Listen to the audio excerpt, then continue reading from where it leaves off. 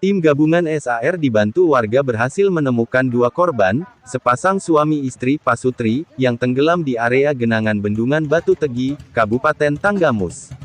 Korban pertama yakni sang suami bernama Sarimun, 65, ditemukan pada sekitar pukul 14 waktu Indonesia Barat.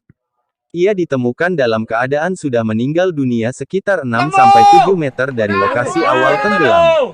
Lalu korban kedua adalah sang istri Sarimun, ia bernama Manisa, 65, berhasil ditemukan pada pukul 17:05 waktu Indonesia Barat tidak jauh dari titik tenggelamnya perahu korban. Yakni masih di lokasi Talang Ajir, sekitar 5 meter dari TKP perahunya tenggelam.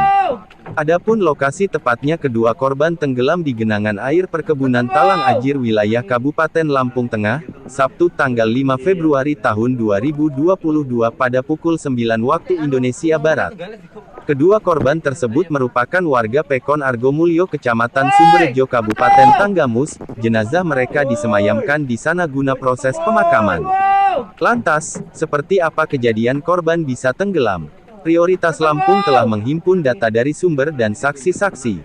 Pertama, korban hendak ke kebun. Sebelum tenggelam, kedua korban hendak ke kebunnya yang terletak di Talang Ajir yang sudah masuk ke wilayah Kabupaten Lampung Tengah.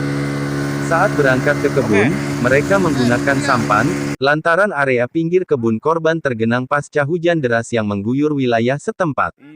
Kedua korban ke kebun menggunakan sampan untuk menyeberang, karena pasca hujan jalan mereka tergenang, kata Rahmat, Kepala Pekon Batu Tegi yang tergabung dalam tim. Sementara itu, menurut Kapolsek Pulau Panggung Ibtu Musakir, SH, bahwa pada pukul 7 waktu Indonesia Barat, korban Sarimun pergi ke kebun miliknya membawa beberapa karung pupuk menggunakan perahu sampan dengan jarak sekitar 150 meter dari Talang Ajir tempat korban bermukim. Setelah mengantar pupuk tersebut, sekitar pukul 9.30 waktu Indonesia Barat, korban kembali menjemput istrinya, Manisah yang berada di Talang Ajir dan keduanya bersama-sama pergi ke kebun kembali menggunakan perahu tersebut. Pada saat di perjalanan, yang sudah hampir mendekati penyeberangan arah kebun korban, perahu yang ditumpangi mereka oleng dan terbalik sehingga keduanya terjatuh ke dalam air, kata Ibtu Musakir. Kedua, perahu korban bocor dan tidak layak pakai. Terdapat hal penting yang harus diungkap, ternyata penyebab tenggelamnya korban adalah faktor perahu yang mereka gunakan tidak layak pakai dan bocor. Hal itu juga dikatakan oleh Kakon Batu Tegi, Rahmat saat ia melihat perahu tersebut, ketika bergabung bersama tim pencari. Jadi perahu mereka memang tidak layak pakai, perahu sudah tua yang jarang digunakan. Mungkin karena jalan ke kebun tergenang, sehingga korban nekat mempergunakannya, kata Rahmat. Ketiga, suami korban sigap menolong istrinya. Seiring, sejalan, sehidup, semati. Kalimat tersebut layak disandangkan kepada kedua korban, sebab selama ini mereka hanya berdua hidup dan bekerja di talang tempat mereka bermukim. Saat kejadian, juga diketahui bahwa Manisa adalah orang yang pertama terjebur ke air dan sang suami sigap melakukan pertolongan sehingga keduanya tenggelam bersama. Sang istri terjatuh pertama, suaminya sigap menolong namun keduanya tenggelam, kata Meriawan warga Tanjung Harapan Batu Tegi.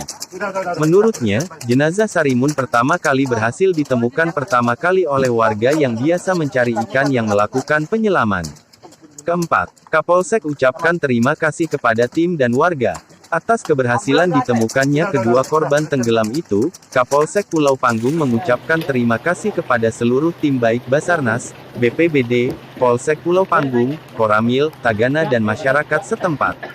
Kami ucapkan terima kasih kepada seluruh tim yang tergabung dalam pencarian sehingga semua korban dapat ditemukan, ucapnya. TV Prioritas Lampung melaporkan dari Tanggamus.